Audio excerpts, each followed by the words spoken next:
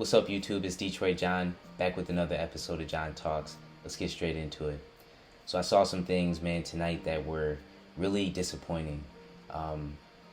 And I want to start with something interesting, not necessarily just an observation. And I want you guys to tell me what you guys think about this whole DraftKings FanDuel thing, because I can tell, guys, the players knew about the spread tonight.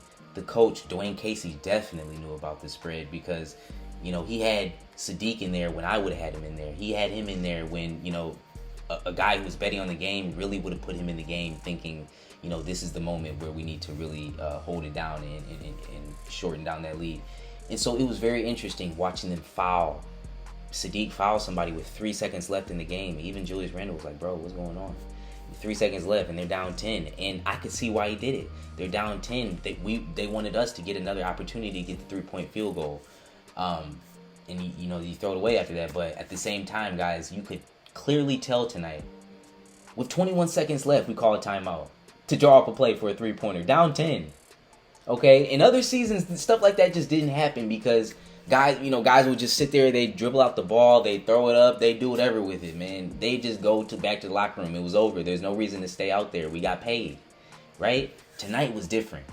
Tonight was completely different. It was like, it was almost like it didn't matter that they were down 10 points. They still could have won if they made a 3. Everybody in Detroit, at least that I saw, on social media and on Twitter, who had money on the game, was just completely, please, just make a shot, make one shot, and they couldn't do it. They let us down. And it's amazing that I can still stand here and be let down, but when you got money on the game, that's how it feels, guys. It's like a shot to the heart. Not watching a player attack the ball or attack the basket one time in the first half. Saddiq Bey didn't get to the bucket one time. He was 1 for 8 from 3 in the first half. Had Julius Randle a few times off the dribble. He's 6'7", guys. He's quick with his feet. Julius Randle 6'10", 260. Doesn't have any lateral quickness. And what do? You throw it back to Wayne Ellington for a contested 3-point jump shot in the corner, which is a brick, of course. That's what was going on tonight. That was what the problem was tonight. That's why we lost. And it's ironic that in the last minute of the game, the last 50 seconds, when it doesn't matter, then you want to play like you should have been playing the full game and start getting to the basket and get 2-and-1s. He got 2-and-1s with, a minute left. Scored 6 points in the last minute. When it didn't matter. When it was garbage time. And sad to watch. Just sad to watch. But besides him, guys, I thought Isaiah did a lot of good things. And I think if Isaiah continues to shoot, his game will expand. But he's got to continue to shoot. He's got to do it consistently. And his shot is very good. It's repeatable. It's fluid. And it's smooth. Okay? He can even take threes. And I wouldn't have a problem with it.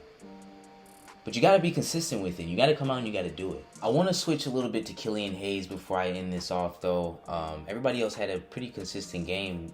To be honest, everybody was in double figures. I don't really have much to say, man. They're a day late and a dollar short. And we gotta watch next season if you wanna watch a team that's gonna win. You can't watch this season. But they're saying Killian Hayes is gonna return, and I just kind of wanted to put this out there that I'm not really excited. I'm not excited, Killian, and I'm not impressed. And I wasn't happy with his play and the way he came out. I really wasn't. Not for the 7th pick, and especially the guys that we passed up on to get him.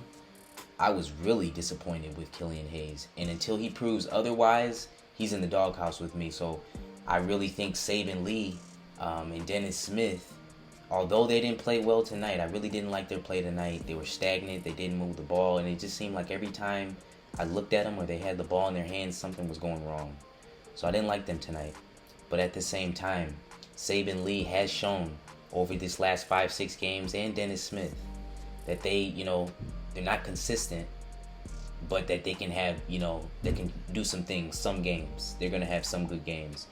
And that's enough right now, to keep them in place with what they're doing, because they're doing a okay job sometimes. Not tonight, but yesterday was okay. Tonight was completely horrific, like I said. But Killian Hayes, as far as him, he's really got to come back, guys. And if he wants to make a difference on this team, if he really wants to, really make an impact, he's gonna really have to come in and be that point guard, not a two guard, not off ball, not hanging out in the corner, no ball watching, no nothing. He's gonna have to be complete,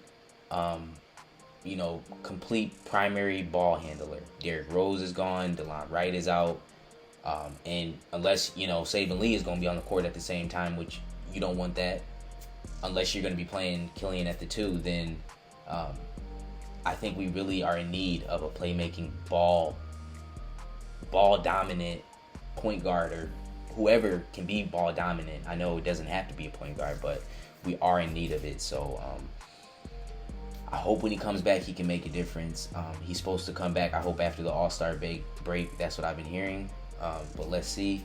He was completely boots in his first 7-8 games, whatever. And I think, honestly, I'm going to come out and say this. I think there was a part of him that was happy to get injured. The way he was getting harassed and the way his ass was getting tagged around the court, he must have been relieved. I would have been relieved if I didn't have to come out on the court and get exposed every night.